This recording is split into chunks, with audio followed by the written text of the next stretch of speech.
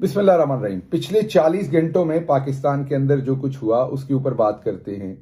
आपके जहन में बहुत सारे सवालात हैं, मुझे पता है। एक सवाल आपके जहन में यह है कि पंजाब और केपीके की असम्बलियां अगर ना तोड़ी जाती, उस हुकूमत में रहते तो फिर क्या होता, शायद आज ये सब कुछ ना होता।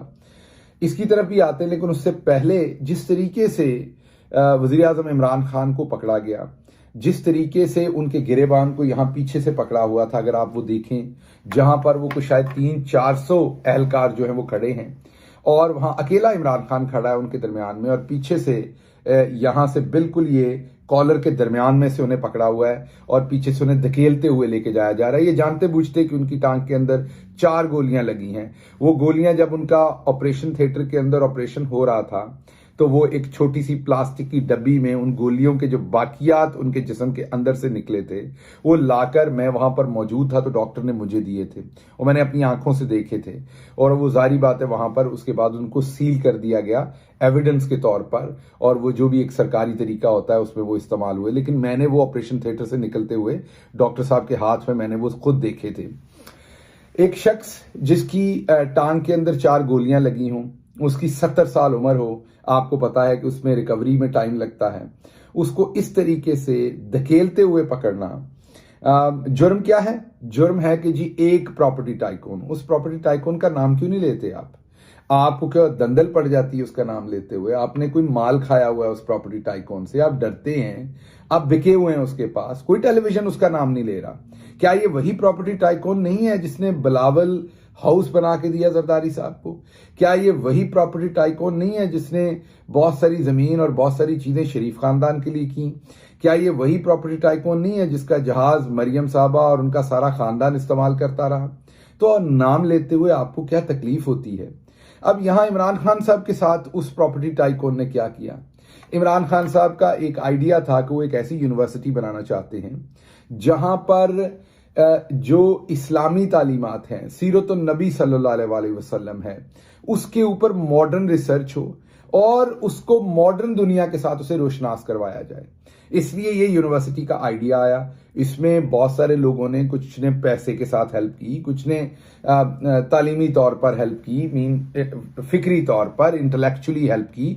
दुनिया के जो मायानाज चंद इस्लामी स्कॉलर्स हैं, उन्होंने इसके अंदर कंट्रीब्यूट किया, वो इसके बोर्ड के ऊपर है, उन्होंने इसका करिकुलम डेवलप किया, उन्होंने इसकी सारा निसाब मुरतब किया।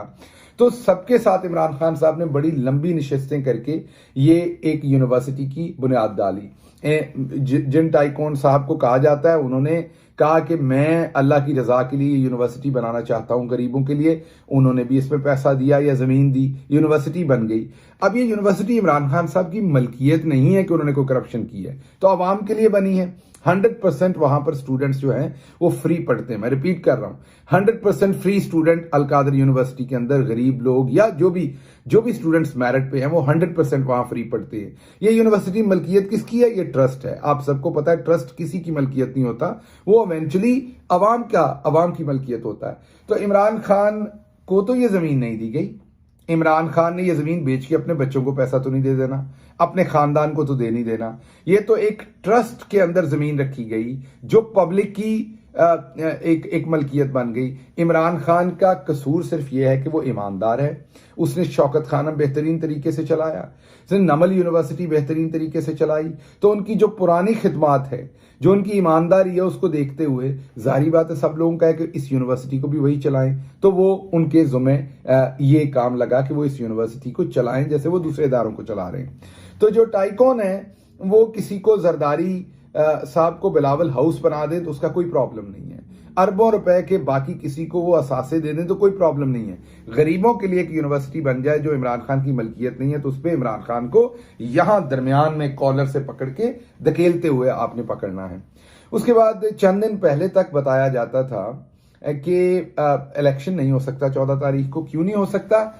इसलिए नहीं हो सकता कि हमारे पास सिक्योरिटी फोर्सेस की तादाद पूरी नहीं, या वो दूसरी जगहों के ऊपर जो है वो बिजी हैं। ये इम्पोर्टेड हुकूमत, ये रजीम राणा सनाउल्लाह हो या शहबाज शरीफ साहब हों या आपके जो ख्वाजा साहब हैं, वो यही बातें बताते थे अदालत के अंदर आके, या उनकी मिनिस्ट्रीज ये बातें बताती थी आज खबर आ रही है कि पंजाब को फौज के हवाले किया जा रहा है। अब समझ नहीं आ रही कि हम अब हमारे पास सिक्योरिटी फोर्सेस के एहलकार कहां से आ जाएंगे जो पूरे पंजाब को संभालेंगे। तो आपको यह नजर आ गया कि शहबाज शरीफ हूं या राणा सनाउल्लाह हूं या ख्वाजा आसिफ हूं, ये तमाम लोग मरियम सफदर समेत इलेक्शन से भाग रहे थे। इन्होंने हर सूरत इलेक्शन से भागना था। इनका पर्पज ये था क्योंकि अगर इलेक्शन हो जाता तो पहली दफा शायद पाकिस्तान की तारीख में फ्री एंड फेयर इलेक्शन ना भी होता, फिर भी कोई बंदा 2/3 मेजोरिटी लेकर इनसे जीता, ये जितनी भी धांधली कर लेते। तो इसलिए ये इलेक्शन से भागने के लिए इमरान खान साहब को गिरफ्तार किया गया है। और इनको पता है कि पार्टी के सेक्रेटरी जनरल जो है वो असद उमर साहब है, और जाहिर बात है पार्टी ने अगर कोई पुरअमन प्रोटेस्ट करना है जैसे कि पार्टी कर रही है तो उसमें सेक्रेटरी जनरल का कलीदी किरदार होता है। अब उस डर से उस चीज को दबाने के लिए असद उमर साहब को भी गिरफ्तार कर लिया गया है। असद उमर का कसूर सिर्फ इतना है कि वो आज इमरान खान के साथ खड़ा है, इमरान खान के नजरिए के साथ खड़ा है। अब आते हैं दूसरी तरफ, जो मैंने आपसे बात करनी थी, ये इलेक्शन से तो भाग लिए, वो आपके सामने हो गया कि जिस तरीके से खान साहब को गिरफ्तार करना था इलेक्शन। अब आपके ज़हन में जो सवाल है कि जी आप असेंबलियां कंटिन्यू करते तो ये सब कुछ ना होता। असेंबलियां अगर हम कंटिन्यू करते तो क्या होता? असेंबली अगस्त तक चलती। अगस्त में क्या होता? अगस्त में इसी तरीके से निगरान हुकूमत बनती। निगरान हुकूमत बनती तो ये फिर कहते कि जी अब आप जो है इलेक्शन नवंबर में होगा।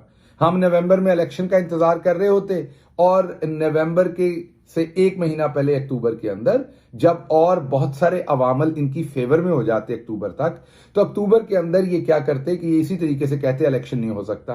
तो नवंबर में जो होने वाला इलेक्शन है वो अक्टूबर में बता दिया जाता कि नहीं हो सकता। और उस वक्त तक अभी तो ये जबरदस्ती खान साहब को नाहल करने के लिए उन पर फर्द जुर्म भी आयद होगी, बाकी सारी चीजें भी उजलत में होंगी। उस टाइम तक इन्हें वो 6 महीने मिल चुके होते, और ये बहुत सारे केसेस को जो जाली केसेस बनाए हुए हैं उनको मैच्योर करने की कोशिश करते ताकि खान साहब को वहां पर नाहल कर दिया जाता। तो होना क्या था? या तो अगर हम अपनी हुकूमत कंटिन्यू करते तो उससे हमें कोई और नतीजा मिल सकता होता, फिर तो बात ठीक है, लेकिन उस हमारी हुकूमत कंटिन्यू करने से भी हमें कोई खातिर खा नतीजा शायद ना निकलता, लेकिन हम सिर्फ डिले करते। जो मुसीबत हम आज देख रहे हैं उस मुसीबत को 6 महीने के बाद देखते। मूविंग फॉरवर्ड, पाकिस्तान के पास अब हल क्या है? सबका पाकिस्तान के पास हल है दोबारा आइन पे वापस जाने का। सबको पता है इमरान खान के ऊपर ये जाली केस है, सबको पता है इमरान खान ईमानदार है, सबको पता है ये जमीन ट्रस्ट की है इमरान खान के अपने घर की नहीं है।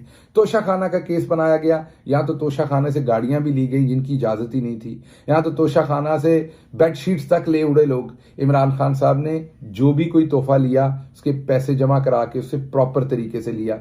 इसलिए दोनों केस आपके सामने फ्रिवलेस हैं, दोनों केसेस जो हैं उनकी कोई बुनियाद नहीं है। तो मूविंग फॉरवर्ड पाकिस्तान के पास अब एक ही चारा है। पाकिस्तान की आवाम अपने अदारों से मोहब्बत करती है, पाकिस्तान की आवाम अपने अदारों के साथ खड़े होना चाहती है, लेकिन ये जो इम्पोर्टेड हुकूमत है, ये जो 1100 अरब रुपए खाने वाली डायने और जिन है, वो शहबाज शरीफ हो, हमजा शहबाज हो, सलमान शहबाज हो, मरियम साहबा हो, जिन पे 1100 अरब रुपए के केसेस थे नैब के आपके सामने, इन लोगों का मकसद एक ही है, इदारों के और अवाम के दरमियान में तनाव पैदा करें। ये हर रोज उसी की कोशिश कर रहे थे और इनको अब लग रहा है कि शायद ये उसमें कामयाब हो गए हैं। आपने देखा होगा कल बहुत सारी जगहों पर आग लग रही थी, बहुत सारी जगहों पर तोड़फोड़ हो रहा था। आपने सवाल पूछा अपने आप से क्या कि जो मोस्ट सेंसिटिव इंस्टॉलमेंट्स थी, जो मोस्ट सेंसिटिव जगह थी, जहां पर मैं और आप जब भी गुजरते हैं, जब हम हुकूमत में थे या नहीं थे, तो हमें पता है कि वहां पर 20, 30, 40, 50 सिक्योरिटी के एहलकार मौजूद होते हैं। वैसे ही अमूमी तौर पर हमारा मुल्क दहशतगर्दी से गुजरा, जिसमें हमारी अवाम ने, हमारी अफवाज ने बड़ी कुर्बानियां दी, तो उस वक्त से हर जगह सिक्योरिटी ज्यादा है। अब आपको किसी ना एयरबेस के सामने कल सिक्योरिटी नजर आई, ना आपको किसी और जगह के ऊपर सिक्योरिटी नजर आई। तो इसका मतलब ये कि जो इंपोर्टेड हुकूमत है, इन्होंने जानबूझ के सिक्योरिटी हटाई। ये मुझे नून लीग की अपनी जाती शरारत लगती है ताकि मुल्क के अंदर आग लगाई जाए, इंतशार फैलाया जाए और पर्पस उसका क्या है कि किसी तरीके से पाकिस्तान तहरीक इंसाफ को एक तखरीबकार जमात डिक्लेयर करके उसके ऊपर पाबंदी लगाई जाए। दूसरी तरफ अगर आप देखें तो जब आप अदालत में जाते हैं तो आप अदालत के सामने अदालत के रहमो करम पर अपने आप को छोड़ते हैं। तमाम लोग जिनके इवन अमेरिका के अंदर भी जब आप अदालत के अहाते में जाते हैं, आपके पास यहां अमेरिका में लोग अपने पास गन्स रख सकते हैं, लेकिन जब आप अदालत जाते हैं तो आप नहीं लेके जा सकते, क्योंकि वहां आप अदालत की सुपुर्दारी में होते हैं, वहां आप अदालत के तहफ़्फ़ुज़ में होते हैं। लेकिन इमरान खान साहब को जिस तरीके से अदालत के अंदर शीशे तोड़कर, धक्के देकर, वहां से निकालकर गिरफ्तार किया गया, वो सब आपके सामने है। और लेकिन बदकिस्मती से अदालत ने भी कह दिया कि ये बिल्कुल कानून के मुताबिक गिरफ्तारी हुई है। तो ये शायद ये बदनसीब फैसला जो है, इसकी गूंज शायद दहाइयों तक पाकिस्तान के लोगों के कानों में सुनाई देगी। पाकिस्तान की मईशत कहां पहुंच चुकी वो हमको पता है, पाकिस्तान के साथ ओवरऑल क्या हो चुका वो हम सबको पता है।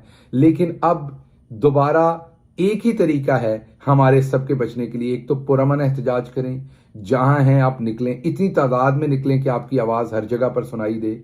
और उसके साथ साथ जो दूसरी चीज है वो ये है कि अभी भी होश के नाखून लेने चाहिए। पाकिस्तान को कॉन्स्टिट्यूशन के ऊपर चलने का एक ही रास्ता है कि इलेक्शन टाइम पे कराएं, अवाम अपने वोट से मुंतखब करे कि उसने किसको वोट करना है और किसने अवाम के ऊपर रूल करना है। ये अवाम का फैसला है और ये सिर्फ अवाम को ही करने दे। इमरान खान साहब को आप पकड़ लेंगे, मैं उनको जानता हूं, वो इस तरीके से नहीं टूटेंगे। इमरान खान साहब अपने नजरिए से पीछे नहीं हटेंगे। इमरान खान साहब के जो नजरियाती साथी हैं वो भी अपने नजरिए से नहीं हटेंगे। तो इसलिए हम अपने मुल्क में मजीद तफरीक डालने के लिए डालकर मुल्क का ही नुकसान करेंगे और कुछ नहीं करेंगे।